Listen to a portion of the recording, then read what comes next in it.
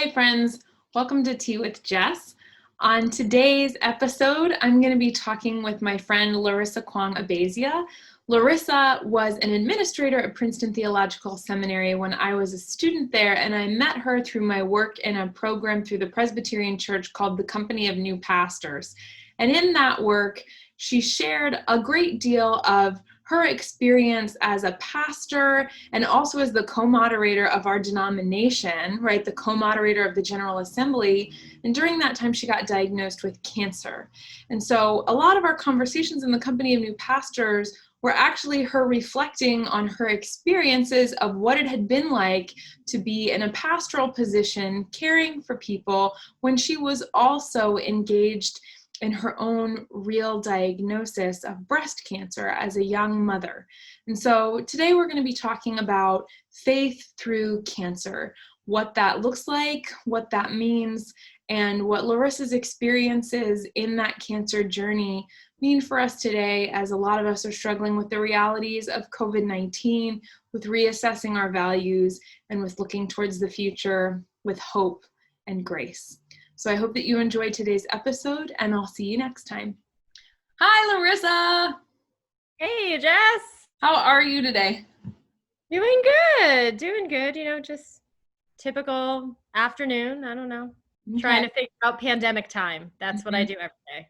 It's what we all do every day. It's not a fun process, but it is what it is. And I'm just really glad that you agreed to come on and chat with me today. And so I was wondering if you could sort of tell people about your current call and what your ministry in this context currently looks like. Sure. So I actually wear a couple different hats. The first is that I'm the transformational pastor at Hillsborough Presbyterian Church, which is a little church right in the center of New Jersey. We're doing some discernment about what the future looks like for them as a church and what their witness is to the larger community. And then I'm also working with the Presbytery of Philadelphia on thinking about what clergy renewal and self-care looks like. Cool. So you're located in New Jersey then, like that's your context right now. Good. That's good to know. And before this call, I know you've had a number of other roles in our larger denomination, which is a huge blessing. But I know I got to know you during your time at Princeton Theological Seminary, and you had been a pastor in New York for a while, and you got diagnosed with cancer. And so I was wondering today if you could sort of just tell us from a pastoral perspective, from a personal perspective, what that was like when that happened in your life, like how old you were, what sort of things were going on in your life, and dealing with that diagnosis. Mm-hmm. Sure. So I was diagnosed in 2015. I was pastoring a church, the First Presbyterian Church of Forest Hills, which is in Queens, New York. So one of the boroughs of New York City. And actually, I had started in the church in August and was diagnosed in February or March of that next year. And one of the things that's really crazy to me, and Jess knows this about me, is that I'm like an overachiever. Like I love saying yes to all the things. And so I had at the time been also elected as vice-moderator of the 221st General Assembly that previous summer. And the vice-moderator is the second highest elected office in the PCUSA. And basically what we do is we serve as an ambassador for 2 years to the denomination all across the country and in some ways around the world. And so when I was diagnosed, I remember it was around the time we had a 3-year-old son and we were thinking about, oh, maybe we want to have another child. Mm-hmm. And so I went to the doctor and said, oh yeah, we're thinking about this. And by the way, I like kind of found this lump, but I'm sure it's nothing. And so the doctor said, well, why don't you go and have some follow-up visits? And so I did. And throughout the whole time, even when I visited the breast surgeon who did a biopsy, she was like, oh, I've seen this 1,000 times. It's not cancer. You'll be fine.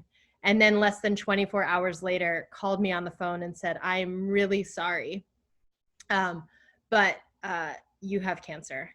And so here are some things for you to think about. And so I'm, diagnosed having to make this whole big life shift in what life was going to look like. And then not only had to find a way to tell my own church, but also to tell our whole denomination that I was going through this pretty significant thing. So, go big or go home, I guess. Yeah. Oh my gosh. I didn't even think about I knew that you got your diagnosis when you were serving, but I didn't think about what sharing that with an entire denomination would be like. What was that like? How did people respond? Not only in terms of on the church level, but on the denominational level, how did that go? Yeah, so I had to, the greatest out-of-body experience was picking up the phone and having a conference call with Grady Parsons, who was the stated clerk of the denomination at the time, and Heath Rada, who was the moderator with me at the time, and kind of having to have this conversation about so I want to let you all know that I've been diagnosed with breast cancer, and I'll have to do some chemo and then have surgery. And it's weird because I think as a pastor, we're in a caring profession, right? So we're caring for other people. And so I think my initial thought in the process was okay, is there something that I can share here that will help other people? Mm-hmm. And so is my being public about having cancer going to help anybody in the pews as they're kind of facing something like this, whatever age they are? And so the story came out, and then we had thought should there be a blog or something to share with folks about what this journey would be? And so in some ways I almost used that platform as a way to process while I was going through it, what was happening, and also think about my faith, right? Mm-hmm. And what does this mean? And what does it mean that I have to do this in such a public way? But it was really, I have to say, Jess, it was amazingly powerful. Everywhere I went, I remember distinctly once going to the PW churchwide conference and serving communion, mm-hmm. and holding the bread and having people come up and tear off a piece of bread and whisper in my ear, I'm a 10-year breast cancer survivor, or my spouse is a breast cancer survivor, or I'm going through this right now. And was just moved to tears, and then they would say, I'm praying for you, and I just want to let you know. Yeah. And so people from all across the country that I had never met were sending me notes to my home and letting me know that they're praying for me, or their church was praying for me. And it was just so, I don't know if I could put into words what that felt like, but it was really powerful. Yeah, that gives me a lot of hope in terms of the connectivity of our denomination, and our ability to lift each other up in times of crisis, because I think, going through this moment, this cultural moment, it's become more important than ever in very real and tangible ways. And I'm also wondering too, that was your experience of the wider denomination. What was your congregation's reaction? Were they that supportive? Were there things that you wish that they had done? What was that like for you? I think one of the things I wish that they had done is, when we have anybody that we care for or love that is diagnosed with anything or going through a rough time, we always want to help. And sometimes we have our own idea of what that help might look like. And one of the things I wish is that the things that I asked for were received for the most part in the way of, oh, thank you for telling us what you need. Mm-hmm. Right. But then there was always little things of, I had a congregation member who was like, well, I would love to come and do your laundry for you. Mm-hmm. And I was like, oh, that's so generous. But in my mind, I was like, I don't know if I want a congregation member to be digging through my laundry. Mm-hmm. I understand that very well. That feels very personal. Yes. As someone who has a clothesline, which people will be like, I saw you use your clothesline yesterday, and it's okay. Yeah, anyway, I get that. Yeah, and so I think that's the biggest thing, right? Is just being able to, we always talk so much in ministry about the power of listening. And so I think it's not just the power of providing space for people to share wherever they are, but also for them to name like, hey, this is what I really need. Mm-hmm. And, I appreciate your offer, but here are the 5 things that I think would be really helpful for me right now. But overall, I mean, when I told my session, they were like, tell us what we need to do. Tell us what would be helpful. I will say, like at the time when we were living in Queens and Forest Hills, my husband was commuting down to New Jersey, pretty much to the area that we live in right now every day for his job. Mm-hmm. So when I was diagnosed, we were doing a lot of juggling back and forth. And so folks were really great with being supportive in whatever we needed for like the juggle that our family had to do at that time. So yeah. So this is kind of a much more personal question, but how long are you in remission now, Larissa? Mm-hmm. Yeah. So how long have you been like cancer free? Yeah. So about 4.5 years, I think. Yeah. Well, congratulations, because that is a milestone, and I don't know that we remember that that's a milestone, but that's actually a really big deal. So congratulations on that. That's huge. And right, like also like thanks be to God, because it's nice for me to congratulate you, but like, I don't know, like, right, what's your role when people say congratulations? Like, thank you. I did it all by myself.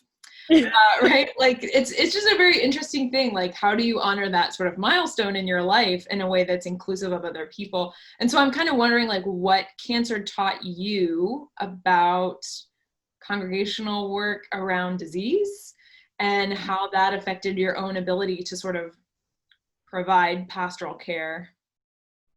Yeah. So, I think for me, the hardest part, everybody's cancer journey is different. Mm-hmm. And for me, the hardest part, quite honestly, because I'm such a doer, the hardest part was once all the doing stuff was done, right? So like the 6 rounds of chemo that I had, and I ended up having to have like 3 different surgeries, but those were all things that I knew I could do, right? Like I show up, or there's a medication that I have to take, or all of that. And once it all ended, I had moments like so many times where I was like, oh my gosh, like now how do I live? Mm-hmm. Right? Like I never thought that I would have cancer. And then here I am like having to face all these things. And now it's like, how do I live knowing that my life wasn't seen as just like this anything is possible kind of thing, right? Like when cancer came into the picture, it was like, oh my gosh, this is something that I never even planned for, right? And so it just changed my whole worldview, because all of a sudden then things that I was doing while I was in treatment or even after treatment, it was like, well, maybe I'm doing that thing because if this ever comes back, then I can point back to that moment and be like, oh, remember that really good thing. Right. And like it would give me a foothold to hold on to. And so I think for me, what really helped was at the time I had transitioned. That was when I had gone to Princeton Seminary. And so I was no longer serving in a pastor role, but I started to be able to worship in congregations, and church and faith really started to give me the picture of what it meant to live. Mm-hmm. In a way that I think post all of the doing stuff, I was like, well, now what do I do? And like, mm-hmm. Now what does this all mean?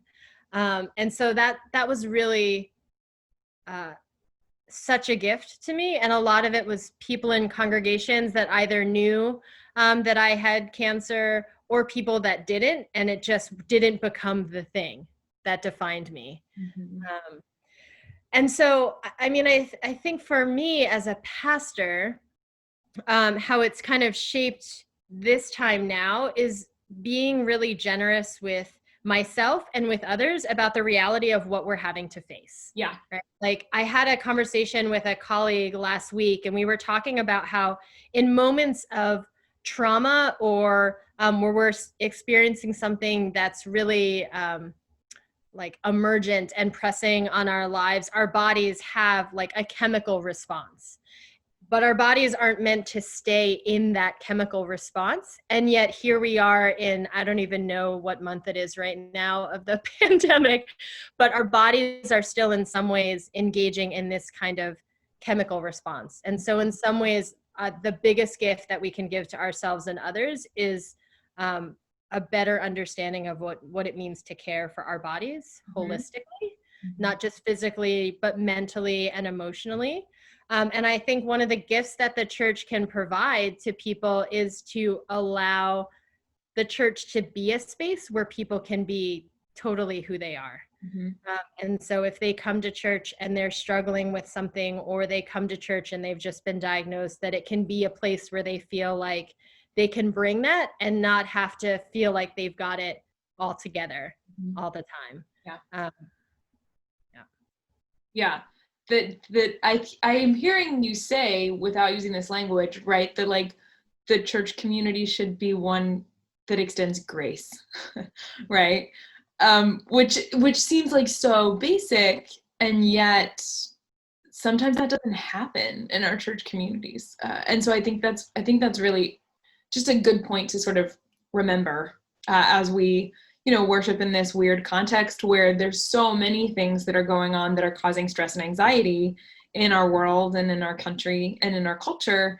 And I think sometimes even though we're not meeting necessarily in the physical space, some of that grace is deteriorating and breaking down just because of all of that stress and anxiety, and being able to live into that in authentic ways because of our faith, I think is more imperative now and than any other time, at least in my lifetime. I don't want to speak for some of my older congregants or for you or for anybody else, but it's like this: if you have been practicing this faith, right? If you have been doing your work, now is a time to flex that muscle, because like the world needs the grace right now, and you get to be the person who puts it out there, So like in that too, right? Are there any best practices that you experienced on your cancer journey that you would just love for folks to know, like, this was really helpful?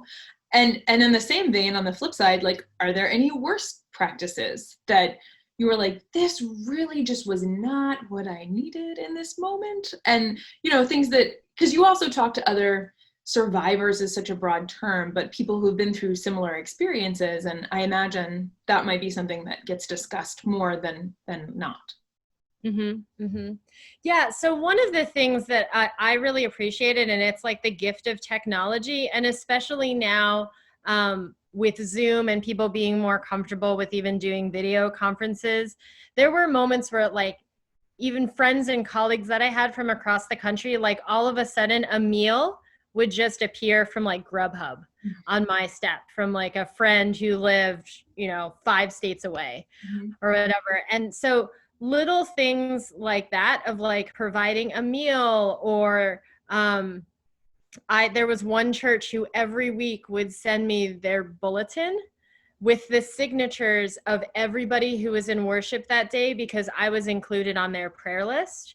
And I think I got a bulletin from them for at least like 2 years, from the time that I was diagnosed and it was public, to when they stopped sending them.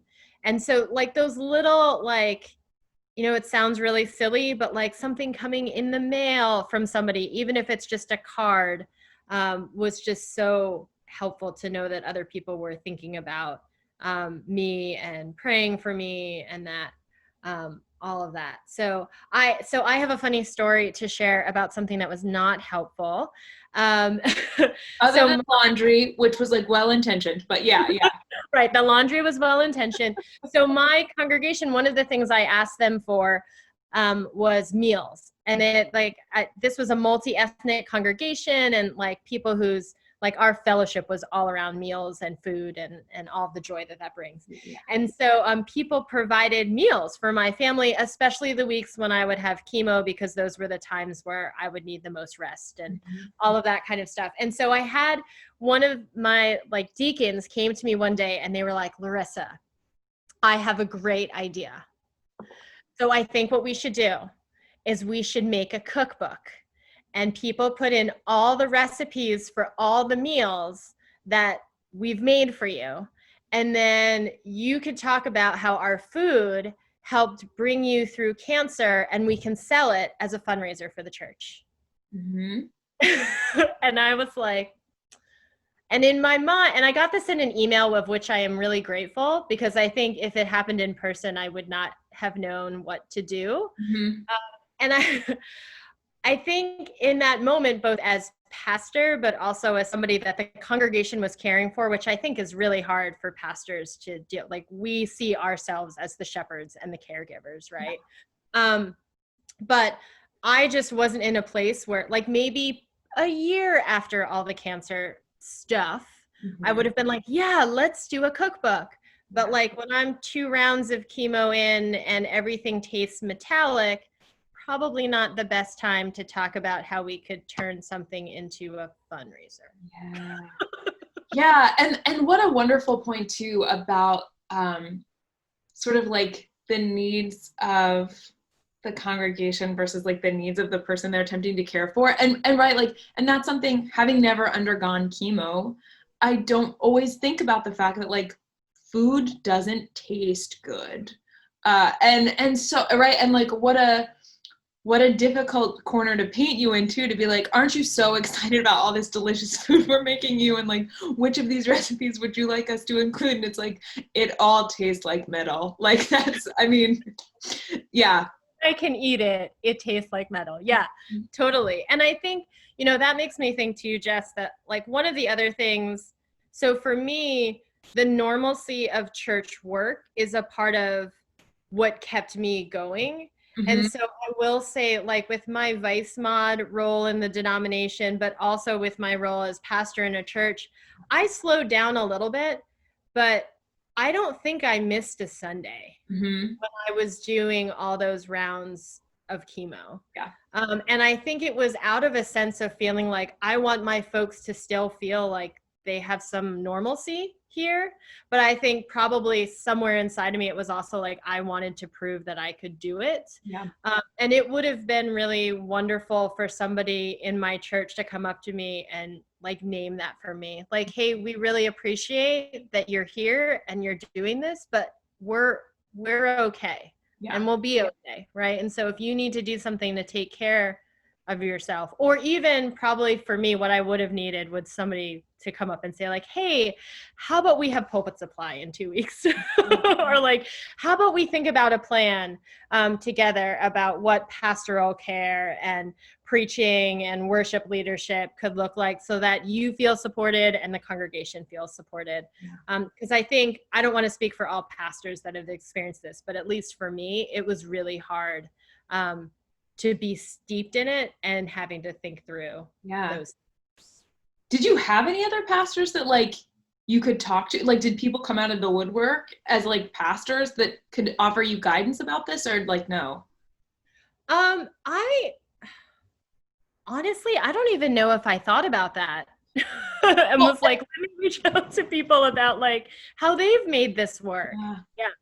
Well, and I asked that because one of the reasons why I wanted to have this conversation with you today is because I don't know that pastors are really open about, right, many of their own struggles, but particularly around things like cancer, right? And that might be a really helpful forum. And I'm grateful, right, for your roles in leadership in the denomination, that you have set that model, because that could happen to me as a pastor. It could happen to any number of my friends and colleagues, right? And to have a resource that's like, hey, this is somebody who you might want to talk to, is just really helpful to just know, because it's so, you're right, in all these caregiving responsibilities and shepherding responsibilities, and like, how do you navigate and how do you ask for what you need when you don't necessarily know? So I'm really grateful for your witness to that lived reality, because you're the only pastor I know that's weathered that in such a public way, Larissa, and it's huge and it's really significant. So like, thank you for being open to having this conversation, because I think people need to know that. And I know you kind of talked about this a little bit already, but I'm wondering sort of how cancer shaped your faith. You talked about sort of the importance of community and how it informed how you were going to live. So I guess, how did it inform how you were going to live? What did your faith teach you in those moments? I mean, I think, and this may sound really horrible, but I think to me, like, I don't want to make it so like one way or the other as like pre-cancer or post-cancer. But I think when there's a life-altering thing that happens in our lives, whether it be an illness, a disease, or something that happens to us physically or mentally or emotionally, whatever it may be, I just, I think it kind of shakes, as much as I hate to admit that in my mind, I was thinking like, oh, I'm a young person and I have all these different things that I could do, and I have a family and we'll have another kid, and like, right, like there's like this ladder of things that we're supposed to do. And cancer is not an expected rung on that. Right. And so I think it just deepened my understanding of what I always say is so important in scripture, right? So you talked about community and feeling connected with one another. I mean, I think, and I've said this multiple times, right? I'm such a doer, but acknowledging that like nothing that I do is what creates the value for God to love me, right? God just loves me because I am a child of God, period, right? And so to kind of see that and shift that kind of mentality a little bit was a gift, if there's a way to have a gift from having cancer, of right, of being able to just see the world in a different way and maybe be like, okay, whatever drama, for example, right, whatever drama is going to happen in session or whatever big decision the church is making, that's just a piece of the story, and it doesn't have to consume my whole being in worry about what's going to happen about that, right? Yeah. And thank you also for like acknowledging that sometimes the way we frame this in terms of like, this was a gift of, and it's like, sometimes it doesn't feel like a gift, and that's okay. Like, I just really appreciate the way you framed your use of that word, because I don't know, sometimes our narratives about things that are really hard are so couched in positivity that they don't necessarily offer the space for lament and grief. And I don't know if that's something that you're experiencing in your pastoral leadership in COVID, but it's something I think I'm experiencing now, not only on a personal level, but also just in my congregation, is when people don't allow themselves to grieve, how that affects what's going on around them. So yeah, I mean, it almost, maybe I think that touches a little bit on what you just asked me as well, right? Because I think the lament piece is such an important part of who we are as people of faith, right? Like there's so much rich language around lament in scripture, and yet I think we focus our energies on like the worship and joy pieces, and we're like, oh, we'll do the prayer of confession, but like we're not gonna kind of push ourselves to that point. And I think for me, in some ways, like cancer pushed me to that point. It was like the kind of, I mean, for lack of a better way of saying it, the like, oh crap, like I really am like just a small little person. I have a finite amount of time on this planet, and there's only so many things that I can control, right? Like all of those things. yeah. Oh, well, this has been wonderful. And I'm just really grateful for this conversation. I know we talked a little bit about sort of COVID and how your experience of cancer has shaped your understanding of COVID and all of that.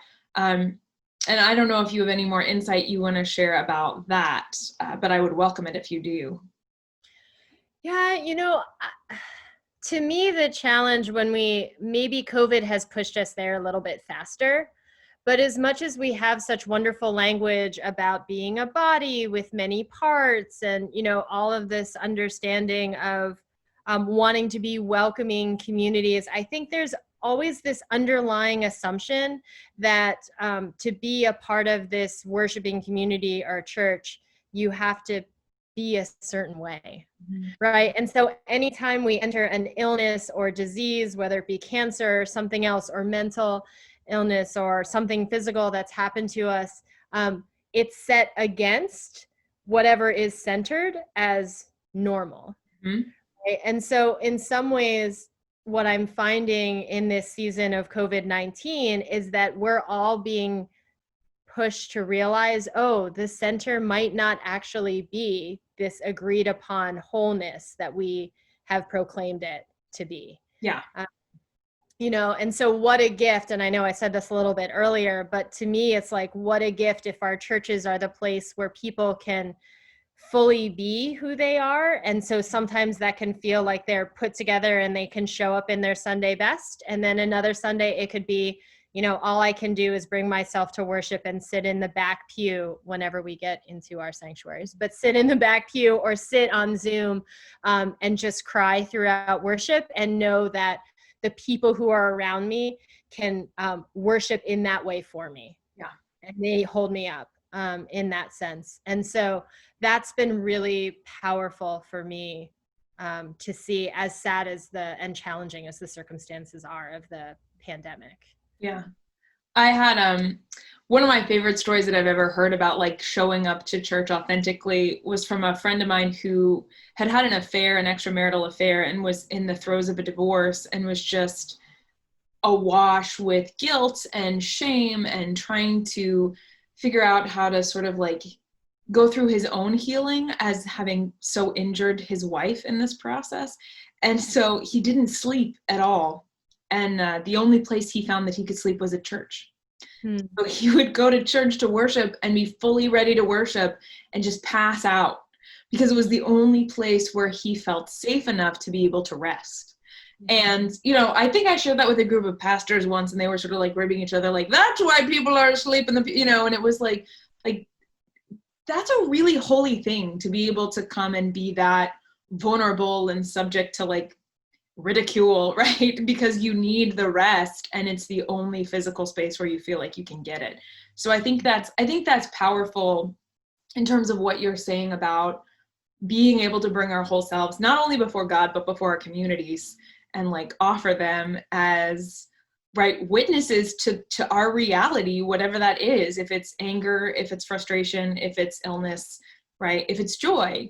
And being able to let the community sort of hold the center for us if we can't manage it on our own. So I think that's really wonderful healing words. And yeah. I was thinking about, and I forget, do you know the name of the actor who plays Black Panther? Chadwick Boseman. Yeah. She says lovingly. I started crying at the breakfast table when I heard that he had passed away. Yeah.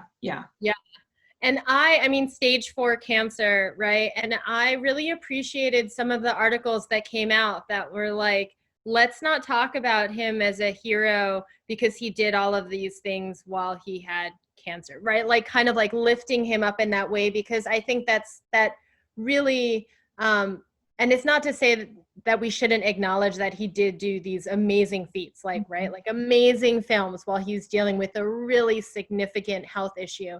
But I think the risk is that it plays into this social norm that we have that like we have to present that we've got it all together, right? Like that's totally why I didn't miss a Sunday preaching. I had chemo the Holy Week. So Sunday, I preached Palm Sunday. I went in to have chemo on Monday. I had a Monday, Thursday, Friday service. I had a Good Friday service, and I showed up on Easter. Oh my God. And I think that there's just this like, a part of that was me feeling like I've got to show up and I've got to, and people would see me on Sunday morning and say, you look amazing. Like you look so good. And what people didn't know is that after Sunday worship, I would go home and I would sleep for like 4 hours, right? I would just totally crash. And so that permission giving, whether it's said directly or it's just the space that we create as a church, is so important because there's so many other parts of all of our lives where we have to seem like we've got it all together. Yeah. And church shouldn't be that way, but yeah. So what, throughout this pandemic, what is bringing you sort of joy and hope in the midst of all the crazy right, that you're encountering as a pastor, as a mother, as a spouse, as all of those things? Like, where are you seeing glimpses of the Spirit at work in the world? Yeah. So I feel like I'm the kind of pastor and leader and just person in general that like, I want to like figure out what the next thing is, like who is God calling us to be? What's the next thing? And you know, like there's details to figure out, but it doesn't create anxiety in me. But I think sometimes as churches, we're hesitant to take risks. Like I want to take risks because I figure if it fails, then we learn, or if it doesn't fail, then we do something amazing, right? But I get for other people, that's like, oh my gosh, Yes. like the stakes feel really high. And so one of the things that I've noticed is, I mean, this season has really pushed us to do things that we probably should have done a long time ago. That now we're finally like, okay, I guess we should do this because we have to. Mm-hmm. And I think the counterbalance to that, my fear a little bit to that, is that I often hear folks say, well, like when things get back to normal, right? And I'm always like, that maybe what if this is the new normal? Mm-hmm. Or what if this is at least the new normal for a while? And what does that then mean for how we embody and live out our faith in new ways that might stretch us, that maybe before we had the privilege of not even thinking about, but now we're really in a season where we have to think about like, oh, how can I connect to people through a screen? How can I connect people while still acknowledging that like we want the other person to feel safe and not get sick, right? And all of that. And so it is really pushing us to think of those communal things in real, tangible ways that matter. I mean, they've always mattered, right? But now it's like we have this whole pandemic to be like blaring in our faces. Yeah. Yeah, it's really interesting too. I've thought a lot too in terms of this pandemic about like consent right? Like, because all of a sudden that has become a major way that I can covenant to be loving to people, is to be like, I'm going to put on my mask, right? And just having people ask me like, I didn't bring do you want me to get it? Right? Like, and just acknowledging that is so foundational to being caring and loving and Christian. And right, being willing to meet people where they are, and like, and engage humility, right? Sometimes I don't want to wear my mask, but I will if you need me to. Like, there's no skin off my teeth, man. So I don't know. I think that's really interesting, and I think you're right that having to engage with that through our faith values is something really rich and meaningful that we can continue to learn from as we move forward. So yeah. Well, we're sort of drawing to a close, and this has been so wonderful having a conversation about cancer that has really sort of morphed into a conversation about authenticity. I think is really refreshing and wonderful, and the values of authenticity in our faith lives. And so I'm just wondering if you have any sort of final truth nuggets that you want to share with my congregation who will watch this, and maybe the world's, I don't know who's watching these videos. Larissa, it could be anyone. The spirit of Chadwick Boseman. So like, what are the truth nuggets that you want to put out there, Larissa?